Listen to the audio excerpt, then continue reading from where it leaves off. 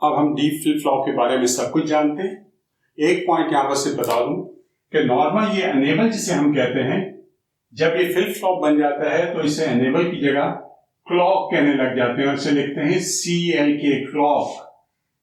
Clock और clock की वजह आपको समझ आ गई कि मैंने बताया कि रिलेट कर रहा होता है जो आपके सिस्टम की क्लॉक हाई स्पीड के साथ, उससे रेलेवेंट के तौर पर ये सिग्नल जनरेट किया जाता है जो उसके साथ मैचिंग हो, तो इसलिए इसका नाम रखा जाता है क्लॉक। ये पॉइंट आप नोट कर लें, ठीक है।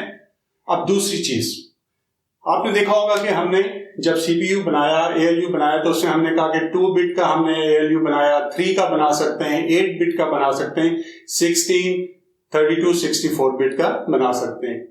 उसका मतलब है कि आपके कंप्यूटर के अंदर जो डेटा बस है उसकी विड्थ कितनी है, वो 4 बिट की होगी, 8 की हो सकती है, 16, 32 या 64 बिट की। जितना आपकी उस डेटा बस का साइज होगा, हमें उतने ही फ्लिप फ्लॉप उसका डाटा स्टोर करने के लिए चाहिए होते हैं। इसलिए जब भी हम ये फ्लिप फ्लॉप यूज करते हैं तो ये 4 फ्लिप फ्लॉप मिला के एक ग्रुप बनाया जाता है, या 8 या 16 या 32।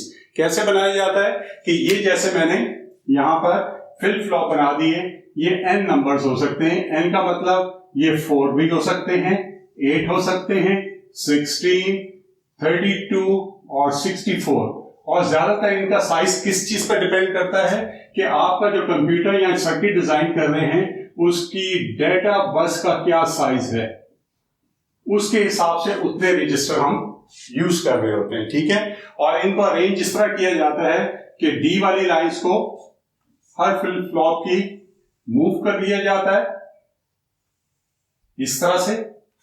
आउटपुट वाली लाइंस को हम इस तरह से कर देते हैं, आउट पर चली जाती है।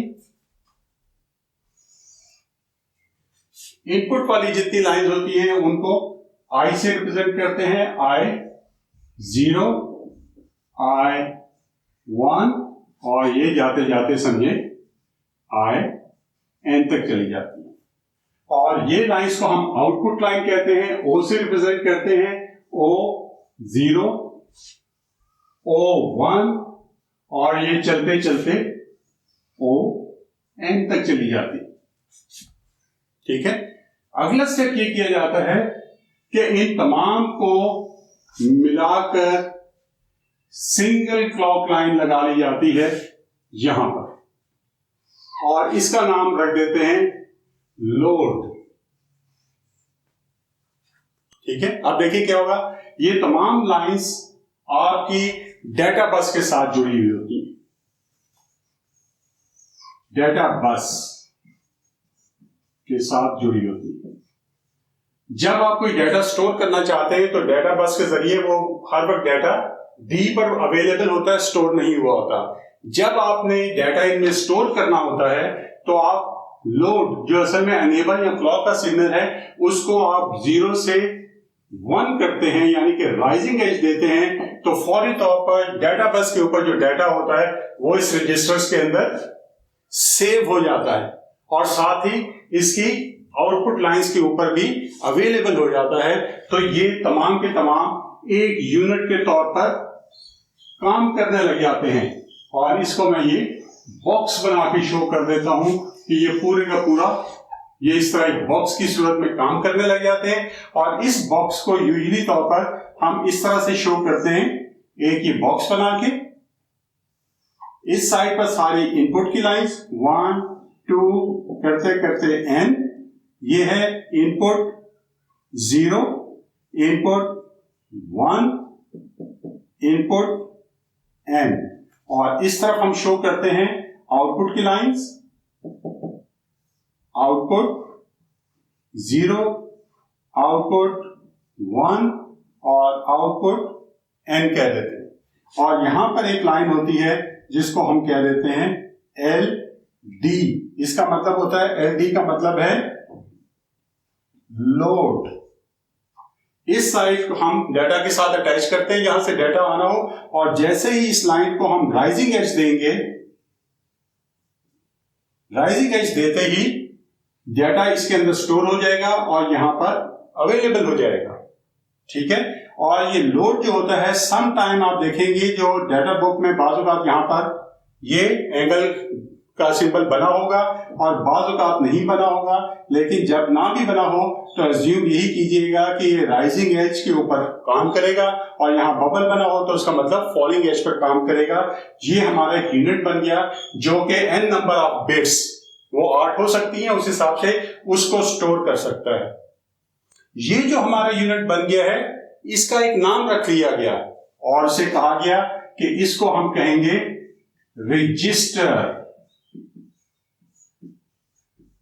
Register n bit register, n bit, 8 bit, 16 bit या 32 बिट रजिस्टर।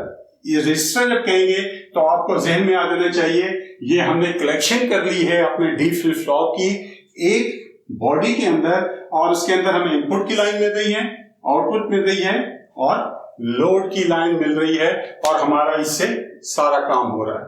जो भी डाटा यहां पर रखा जाएगा वो क्लॉक पल्स या लोड का सिग्नल आने के बाद इसमें स्टोर हो जाएगा और आउटपुट के ऊपर अवेलेबल हो जाएगा।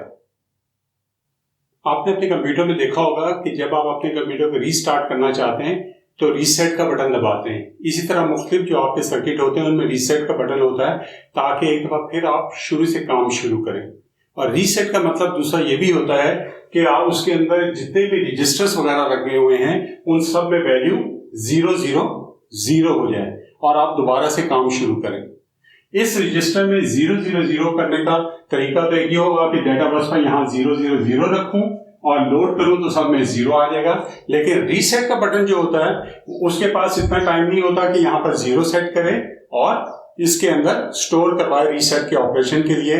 तो इसका एक हल सोचा गया कि हम अब क्या करें कि अगर हमने इसे रीसेट सबको करना हो 0 तो हम एक सिग्नल के साथ कर सकें और हमें लंबा चौड़ा लोड एंड स्टोर का प्रोसेस नहीं करवाना पड़े।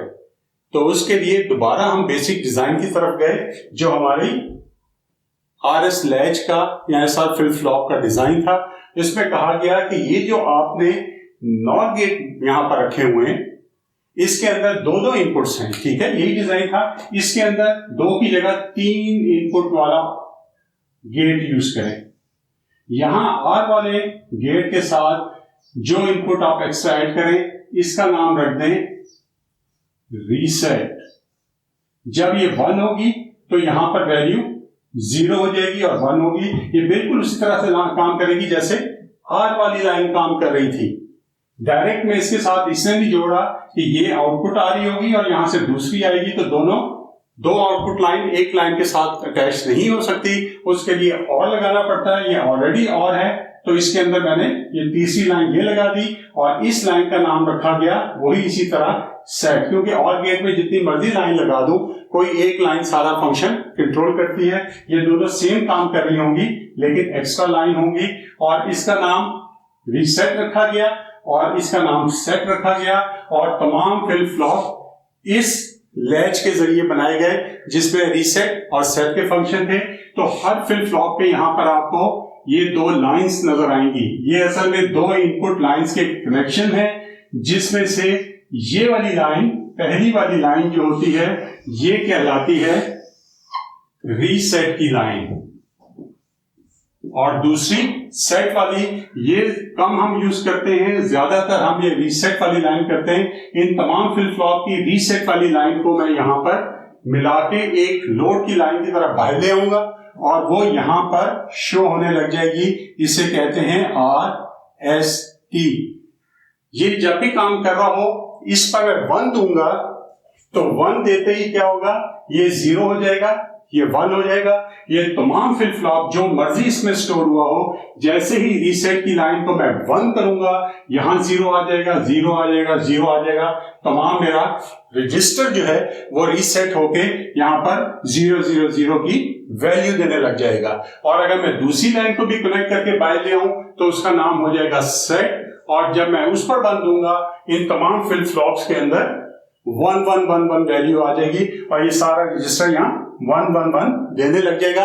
ये बहुत कम यूज होती है। ज्यादातर जो आपको रजिस्टर्स की आईसीज मिलेंगी उसमें इनपुट होगी, आउटपुट होगी, लोड होगा और रीसेट का फंक्शन होगा। ये क्योंकि यूजुअली तौर पर हमने इसको डेटा बस से जोड़ना होता है। और जब भी हम डेटा बस से किसी इस तरह के कंपोनेंट को जोड़ते हैं, क्योंकि मल्टीपल आउटपुट के कंपोनेंट उससे जुड़े होते हैं, तो यहां पर इनके यहां पर आउटपुट पर हम ट्राई स्टेट गेट यूज कर लेते हैं। ट्राई स्टेट गेट यूज करने का फायदा यह है कि मैं डेटा बस के ऊपर मल्टीपल, ये मैंने बना दिए, मल्टीपल रजिस्टर डेटा बस के ऊपर अटैच कर सकता हूं। वो डेटा तो लोड के साथ स्टोर करेंगे, और अगर इन रजिस्टर में से कोई डेटा मैंने डेटा बस के ऊपर भेजना होगा तो ये कंट्रोल लाइन, जिसको कहते हैं OE या आउटपुट एनेबल, ये वाली लाइन यूज करेंगे। जैसे ही जिस रजिस्टर की ये वैल्यू मैं 1 करूंगा, उसका यहां वाला डेटा ये रीसेट के साथ नहीं होगा, जैसे डेटा लाइन के साथ होगा, सॉरी, ये डेटा इस रजिस्टर का डेटा बस के ऊपर चला जाएगा। और फिर वही चीज, डेटा बस पर एक वक्त में सिर्फ एक कंपोनेंट रजिस्टर, ALU या कोई और कंट्रोल यूनिट डेटा भेज सकता है, एक वक्त में एक से ज्यादा नहीं भेजेंगे। इसलिए हम ये ट्राई स्टेट गेट लगाते हैं, क्योंकि ये कंप्यूटर का पार्ट बनता है, रजिस्टर का पार्ट। सम टाइम आपको ऐसे कंपोनेंट मिलेंगे, ICs मिलेगी, जिन्होंने इसको भी रजिस्टर का पार्ट बना दिया होता है। उस सूरत में आपको जहां लोड की लाइन मिलेगी, वहां पर मिला होगा आउटपुट अनेबल। और क्या होगा उसका फंक्शन? लोड करने की सूरत में डेटा बस पर जो डेटा होगा इसके अंदर सेव हो जाएगा। आउटपुट अनेबल करने की सूरत में जो डेटा इसके अंदर स्टोर होगा वो डेटा बस के ऊपर ट्रांसफर हो जाएगा। मैं थोड़ा सा इसे और आपको एक्सप्लेन करके अभी बताता हूं। अब इस डायग्राम की तरफ आते हैं। ये मैंने रजिस्टर 3 बना दिए यहां पर। एक को कह दिया RA, RB और RC, 3 रजिस्टर, ठीक है। I का मतलब है ये 3 इनकी इनपुट लाइन है, 3 आउटपुट लाइन है, ये लोड की लाइन है, ये आउटपुट एनेबल की लाइन है सबकी, ठीक है। ये रीसेट की लाइन है तीनों की। इन तीनों की लाइन को मैं मिला देता हूं एक ही लाइन से, ताकि इस सिस्टम की एक ही रीसेट लाइन बन जाए कि जिसको मैं 1 करूं, ये तमाम के तमाम रजिस्टर क्लियर हो जाएंगे।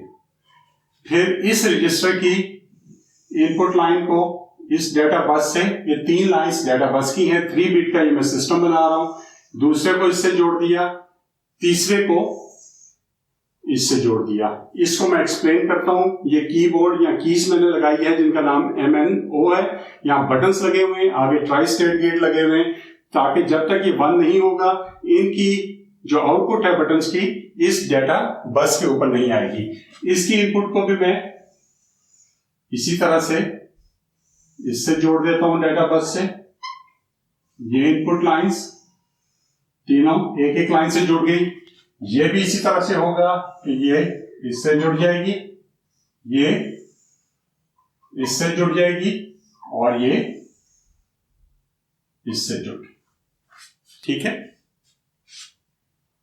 इसका मतलब ये है, अब देखिए किस तरह से यहां पर मैं कोई वैल्यू रखता हूं 1 0 1, इसको जब मैं 1 करूंगा, ये 1 0 1 की वैल्यू इस लाइन पर आ गई, ठीक है। जब ये यहां पर आ गई तो इधर अवेलेबल हो गई, इधर और इधर। स्टोर किस में होगी? जिसकी लोड वाली लाइन को मैं 1 करूंगा, और जिसकी लोड वाली लाइन 1 हो गई उसको उसमें डाटा स्टोर हो जाएगा। इसे 1 करूंगा, इसमें स्टोर हो जाएगी। इसे 1 करूंगा, इसमें ही स्टोर हो जाएगी। इसे 1 करूंगा, इसमें स्टोर हो जाएगी। तीनों को 1 कर दूंगा, तीनों में स्टोर हो जाएगी, ठीक है। इसको मैं खत्म कर दूंगा। अब मैं क्या करने लगा हूं कि इसकी जो ये आउटपुट लाइन थी उनको भी डेटा बस से जोड़ने लगा हूं। प्रॉब्लम इसलिए नहीं होगी कि यहां पर आउटपुट एनेबल, इसमें ट्राई स्टेट गेट लगे हुए हैं, जिसकी वजह से कोई आउटपुट नहीं करेगा डेटा बस के ऊपर जब तक कि उसकी ये लाइन बंद नहीं होगी, ठीक है। इसको मैं सबको ये कनेक्ट कर दिया मैंने, सेकेंड और थर्ड। ये एक इस मिनट कोई आगे पीछे लाइन हो जाए तो उसे आप देख लें, ये लेकिन सिंपल फॉर्म। अब देखिए मैं क्या करने लगा हूं। यहां पर मैंने डेटा रखा 1 0 1। ठीक है, इसको मैंने 1 किया, डेटा यहां पर आया, यहां भी अवेलेबल है, यहां भी अवेलेबल है, इस लाइन पर भी मौजूद है। इन सारी लाइंस जो केबल्स हैं असल में, इनके ऊपर 0 वोल्ट और 5 वोल्ट की फॉर्म में आ गया। अब जिसकी मैं लोड वाली लाइन को 1 करूंगा, उसके अंदर डाटा स्टोर हो जाएगा। ठीक है, इसको मैं 1 करूंगा तो RA रजिस्टर के अंदर स्टोर हो जाएगा। यानी कि मैं अगर कहूं कि लोड की लाइन जो है LDA का मतलब है ये वाली लाइन जो रजिस्टर A की है, इसको अगर इक्वल टू मैंने 1 किया तो R के अंदर ये वैल्यू चली जाएगी और मेरा RA रजिस्टर जो होगा उसके अंदर क्या वैल्यू आ जाएगी, 1 0 1।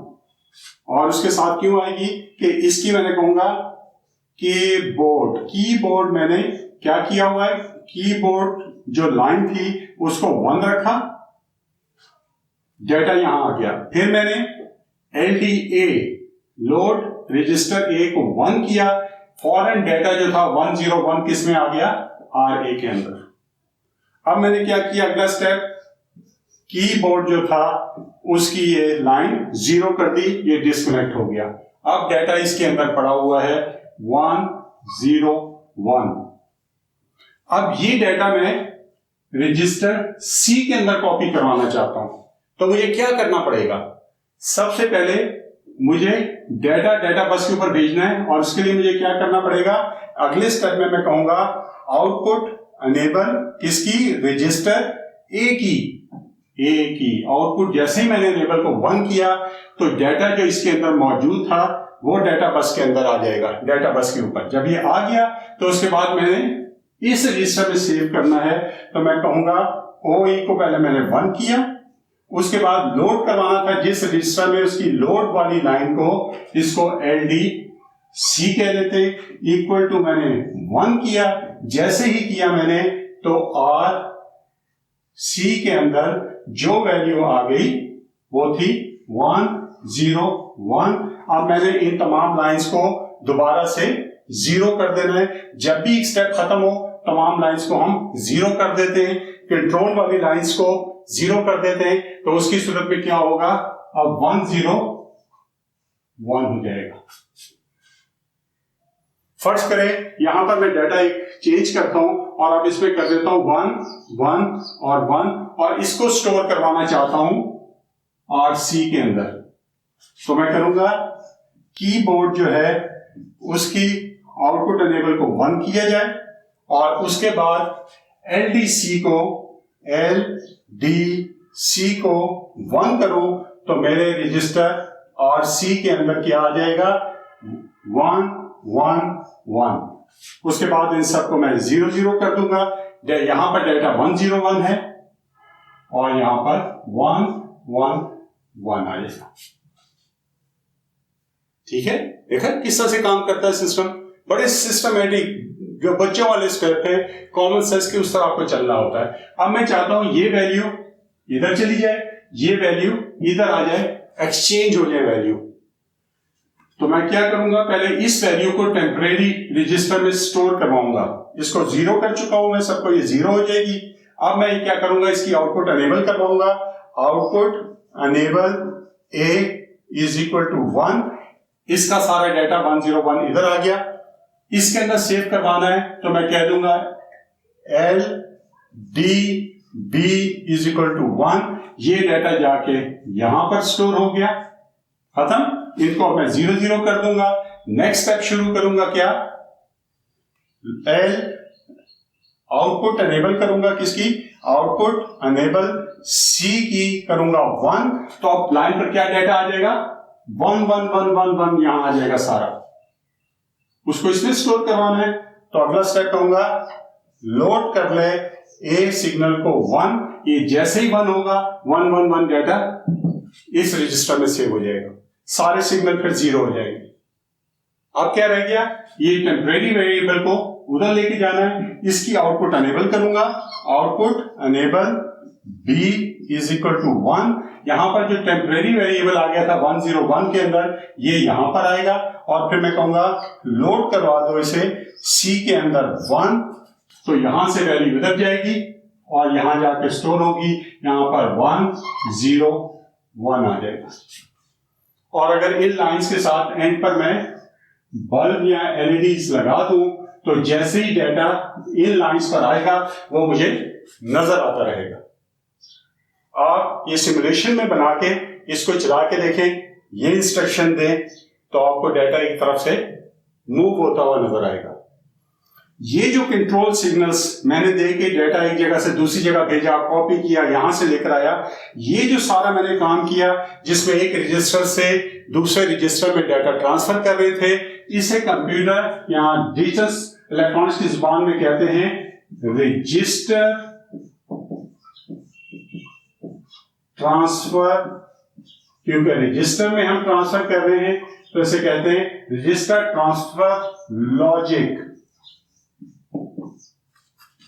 RTL। बाज रजिस्टर ट्रांसफर लैंग्वेज कहते हैं और रजिस्टर ट्रांसफर लॉजिक भी कह सकते हैं, इसे RTL कहा जाता है।